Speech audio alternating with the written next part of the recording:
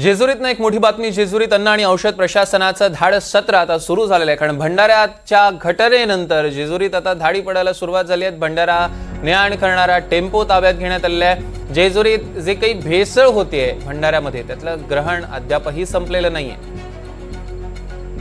राहुल कुलकर्णी आपले प्रतिनिधी आपल्यासोबत जोडले गेलेत। राहुल, एक तर नागपूरवरून टीम आलेली आहे, 6-7 जणांची टीम आहे। त्या पथकानं अनेक दुकानांची तपासणी केली, भंडाऱ्याचे नमुने घेतले आणि असं लक्षात आलं की हा भंडारा बेळगाव मधनं येतो आहे।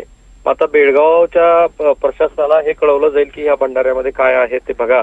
आपल्याला माहिती आहे की परवाच्या दिवशी जेव्हा नगरपालिकेचे निकाल लागले तेव्हा विजयी झालेल्या नगरसेवकांच्या मिरवणुकीच्या दरम्यान वेशीवरून जेव्हा भंडारा फेकला गेला तेव्हा त्यांनी आग पकडली, 16 जण जखमी झाले आणि त्यानंतर पुन्हा एकदा भंडाऱ्यातल्या भेसळीचा मुद्दा चर्चेत आला आणि तो चर्चेत आल्यानंतर मग प्रशासन आता कारवाई करताना दिसतं आहे।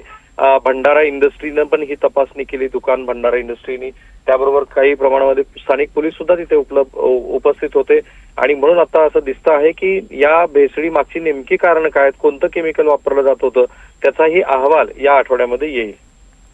निश्चितच राहुल, या संदर्भातले अधिकचे अपडेट्स आम्ही घेऊ। तुर्तास धन्यवाद।